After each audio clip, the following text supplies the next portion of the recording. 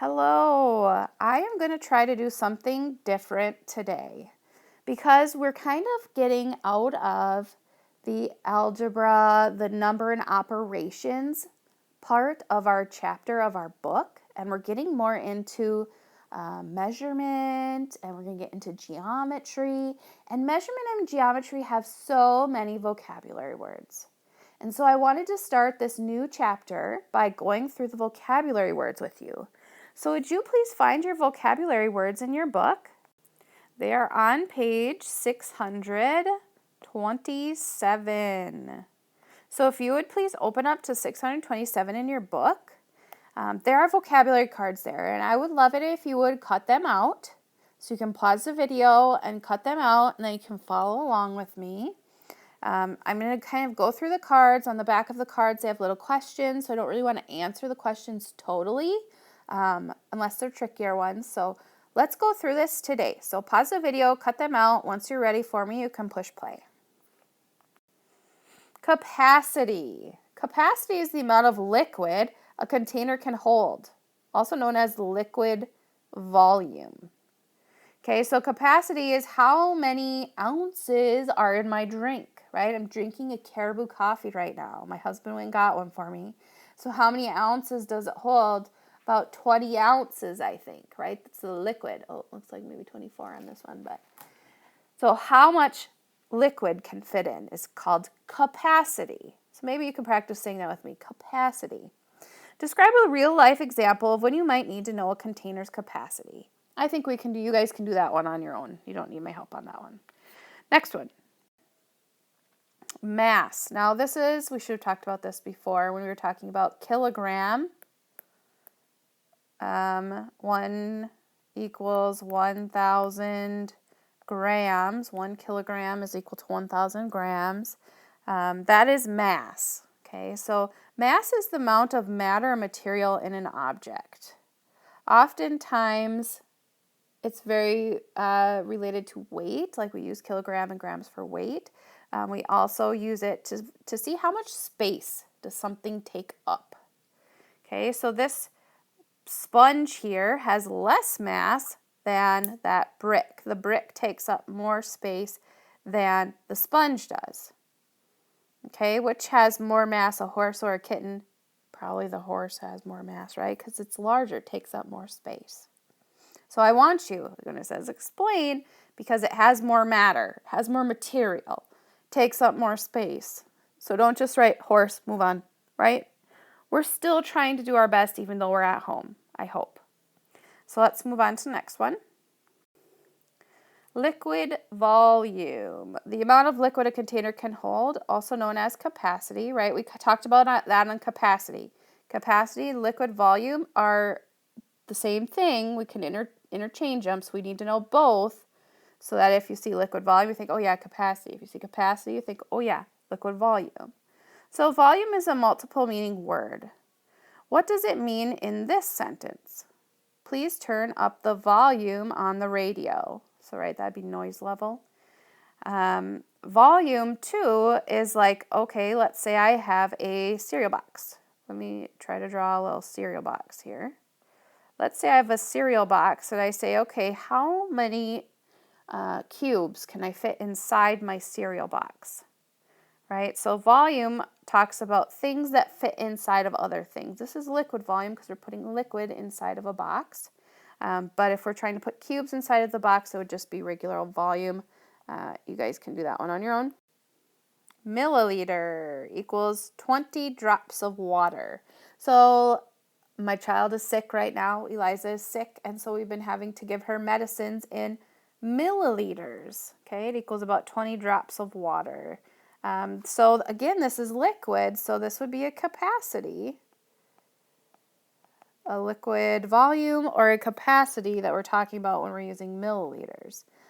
A metric unit for measuring capacity. Hudson's hamster drinks about 10 milliliters of water each day. That's not very much. 200 drops of water only. About how much water does Hudson's hamster drink in 7 days? So if he drinks 10 in one day, we do 10 times 7. 10 times 7 equals 70 milliliters. L-L-I. Liters. So another unit of metric, and this is for liquid, is liter. Now maybe you've heard of this, like a 2-liter bottle of pop. That's what we usually buy when we have parties at school. We buy a big 2-liter bottle and then we pour that in. So in that case, we do use the metric system in measuring 2 liters of pop. But it measures capacity, how much liquid fills in, right? The other ones, kilogram and gram, we're measuring mass, and liter measures how much liquid can fit into something. So what kind of containers might hold more than 1 liter of liquid? So some examples would be, like I said, the 2-liter bottle of pop.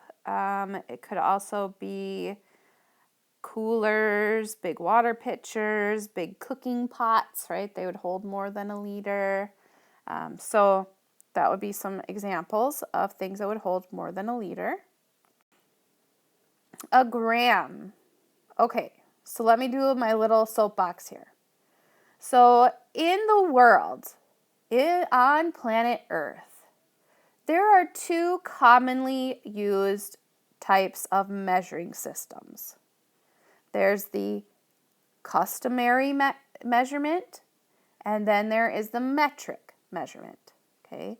The whole entire world chose that they're going to use metric, except for, you guessed it, us, the United States, decided we wanted to use customary. Now, we'll get into this in the actual lesson. Like, this is just vocabulary words. Like, I'm not trying to teach you a whole lot. I just want you to have heard these words before. But metric is what they use when you go to the doctor, right? Maybe you've noticed they've weighed you in kilograms. Like it says 5, I don't know how much you guys weigh, I guess 10 kilograms, 20 kilograms. Try to think of how much my kids weigh, but so that is kilograms. But a gram is the weight of 1 paperclip. Okay, so how can you remember that a gram has less mass than a kilogram? Well, there are 1,000 grams equals 1 kilogram. So 1,000 paper clips is equal to 1 kilogram. How can you remember that? Because kilo, I'm giving you the answer for this one. The prefix, which is just the first part of the word kilogram, means 1,000, right? We talked about that down here. 1,000 grams equal to 1 kilogram. Okay, so here's your answer. I gave that one to you. You can pause, write it in. Let's keep moving. Okay, so look at this. Now we have a kilogram. So a kilogram is about 1 bat. Like if you had a wooden bat. I don't know how many of you have held a wooden bat, but that equals about 1 kilogram. Okay, so 1,000 paper clips would equal about 1 bat is what kind of are going with here. It's again the metric unit, so this is not something that we use commonly. We would use ounces and pounds. Maybe you've heard that more. That would be customary, is ounces and pounds. This is metric. They use kilograms, okay? And I just realized I inserted the wrong question. The question on the back of yours is, would you measure the mass of a large dog in grams or kilograms? Explain. So would I measure it seeing how many paper clips it weighs, or would I measure it seeing how many bats it weighs? Like a large dog's pretty heavy, so we would use kilograms for them, right? Okay, next one. And lastly, we have a unit. So oftentimes when we're talking about metric units, we talk about the unit, okay? So like gram is one of the common units. Let me see. I hope it looks like my pen died. So gram, there is also liter, and there is also meter. Okay, like you've heard the word centimeter, millimeter. So these are kind of like our unit terms when we're measuring. Gram is mass, liter is capacity, which is liquid. Mass is how much space does something take up, and meter is length. right? When you're looking at your ruler, you have centimeters and millimeters. Those are metric terms. Okay, so we have units are kilograms, minute. A minute is a unit, an hour is a unit, a week, a day, month, year, and so on. All units of time, of measurement, of somehow. Okay, so one specific amount of measurement is a unit. Identify the 2 units of capacity used in lesson 1. So what were the 2 units, liquid units that we talked about?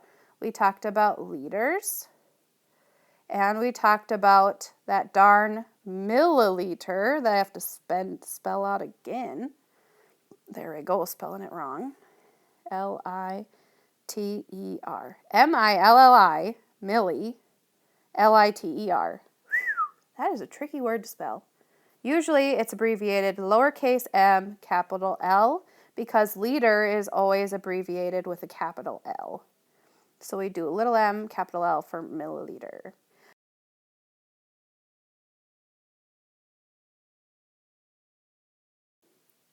Metric unit, okay, so this would be our grams. Grams measure mass. Let's write this down on the card, mass. And then the liter measures capacity, which is liquid. How much liquid can fit into that jar of juice. So a unit of measure in the metric system. Name 2 other metric units besides a gram and a liter that are included in this chapter. So we also talked about kilogram, and we also talked about milliliter. That is ml, or if I was going to spell it out, M-I-L-I, milliliter.